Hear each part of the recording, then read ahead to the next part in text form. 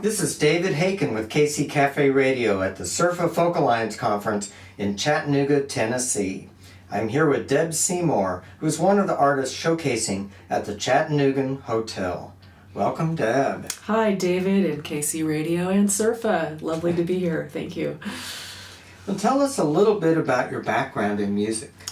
My background, well, like many small children, I'm born and raised in San Francisco, and like many small children, I watched my daddy play the piano, and they figured that I wanted to play the piano too, and so I started with piano lessons with Miss Butler, who was the neighborhood teacher. However, it was quickly discovered and determined that I could not read sight music, could not or would not read music to beans, that I am an by-ear player. This caused a certain amount of frustration for my father, who was a brilliant sight reader, and his oddball daughter. So at some point I veered off into guitar so we could each have our own instrument.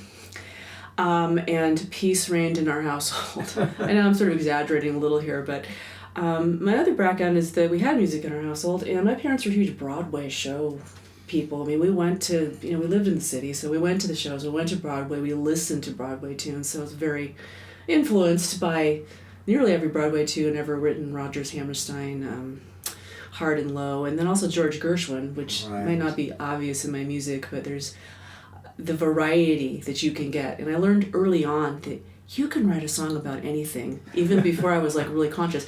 And I started writing my own songs at age 10, and I wrote a complete song with 3 verses, a chorus, and a bridge, and everything. Not knowing, of course, the names for any of those. So It's just been going on since I was 10, and I can't seem to make it go away. It's okay, we don't want to go away. Well, tell us what the spark was for the first song you're going to share with us. Oh my goodness, spark. Funny you should say the word spark. So among my passions besides music is electric cars.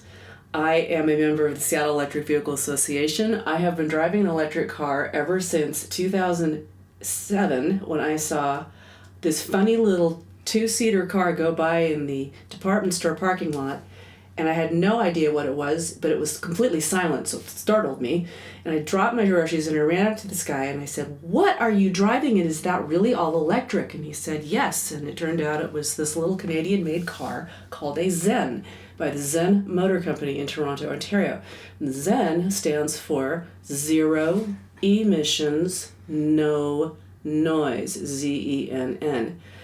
Well, I thought that was beyond my reach, but I wound up getting one, and I drove it for 8 years. It was low speed, no range on this. This is not a Tesla Roadster. But I had that for 8 years and kept the gasoline vehicle for the long road trips. And I was so enamored of my Zen, I wrote a song about it. And here's your song about my first electric car, first electric love of my life.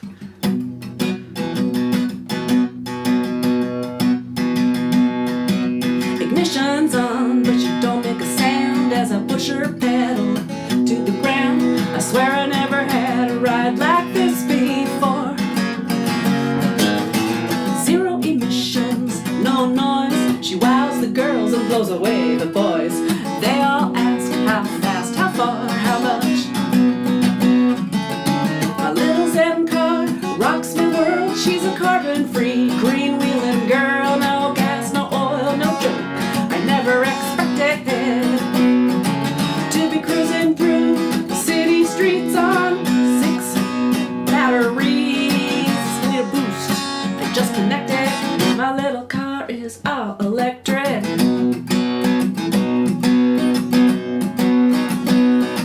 Well, you say you drive a Prius, you're still using gas and emissions inspections. You gotta pass. Well, me and my Zen roll right by those stations. Coming on home at the end of the day, I just pull out the plug and plug her in the driveway and go inside and pour myself a cold one. My little Zen car rocks my world. She's a carbon-free, freewheeling girl. No gas, no oil, no joke. I never expected to be cruising through the city streets on 6 lead-acid batteries. I need some juice. I just connected. My little car is all electric.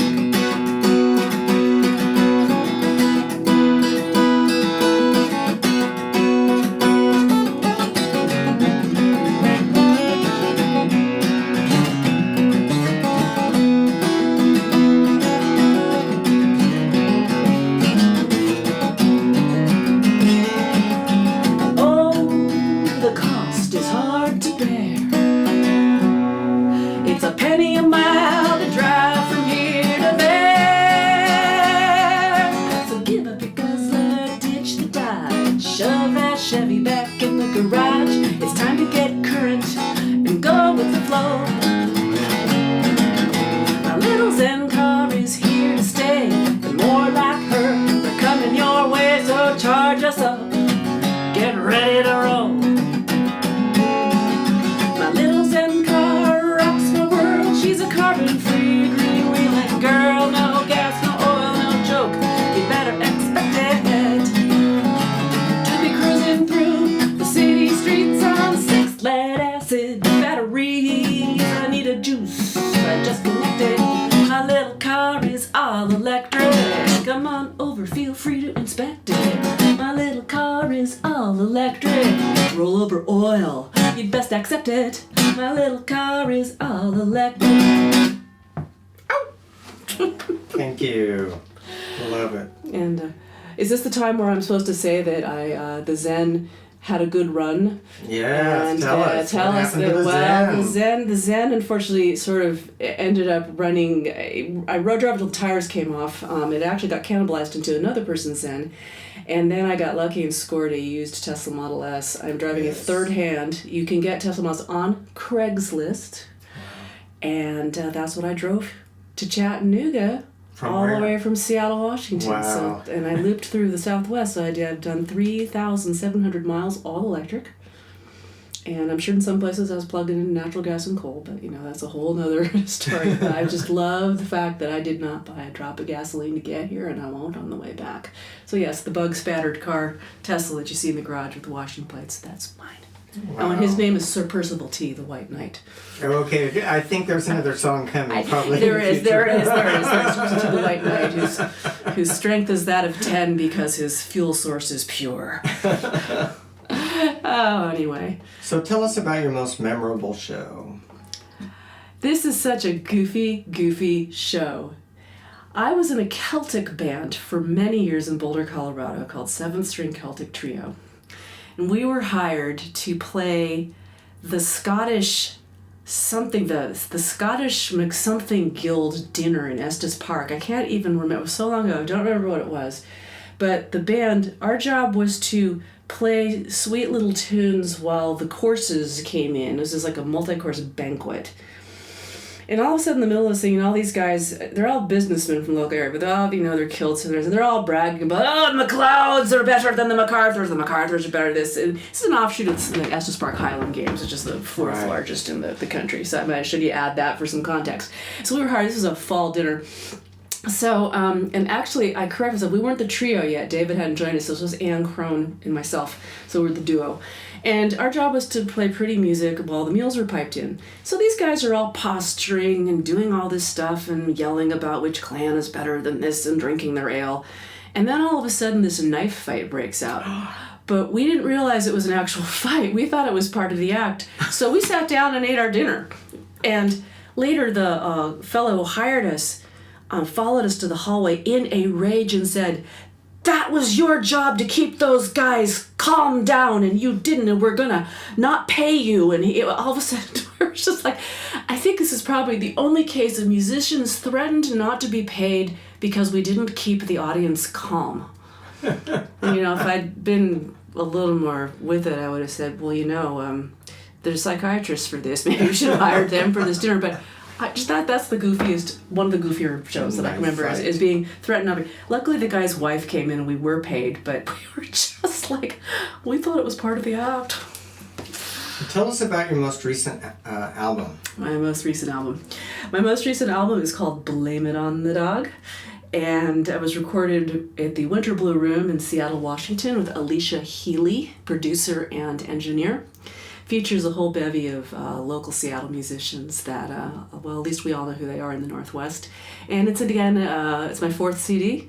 It is a collection of demented wit, haunting blues, and moving ballads. It's got a little bit of this and a little bit of that. And I'm having fun with it. It seems to be my animal album. There's 12 songs on it, and 6 have animals in them somehow.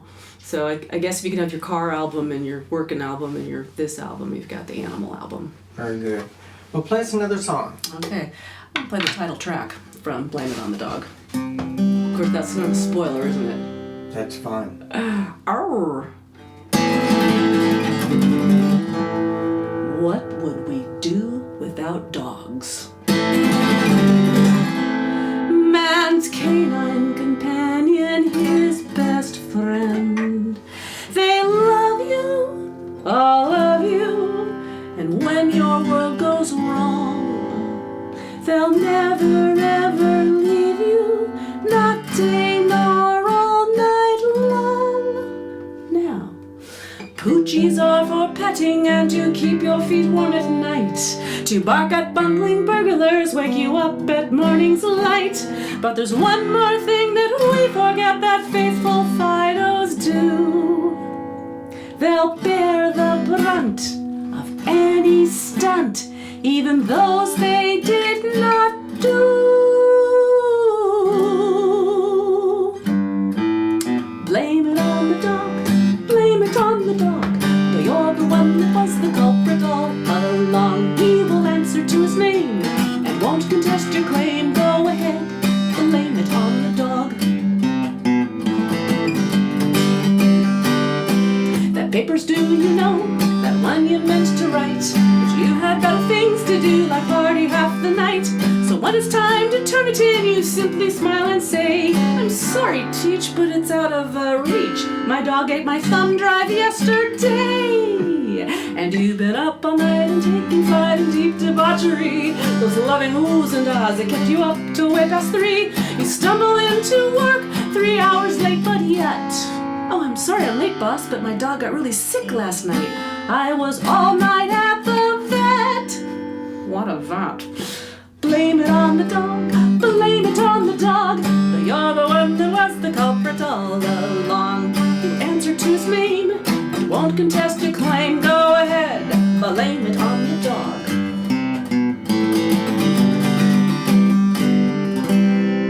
You had to eat that plate of beans and wash it down with beer. You ate with no restraint and no regard for who was near. And when at last it comes to pass in one great greasy fog, oh, well, it's true. You all out there know what to do. You blame it on the dog. Fluffy! Blame it on the dog, blame it on the dog.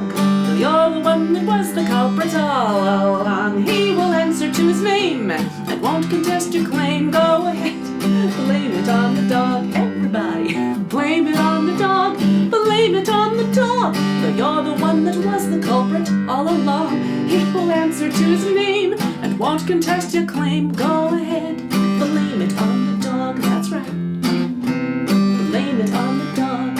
Fido, blame it on the dog.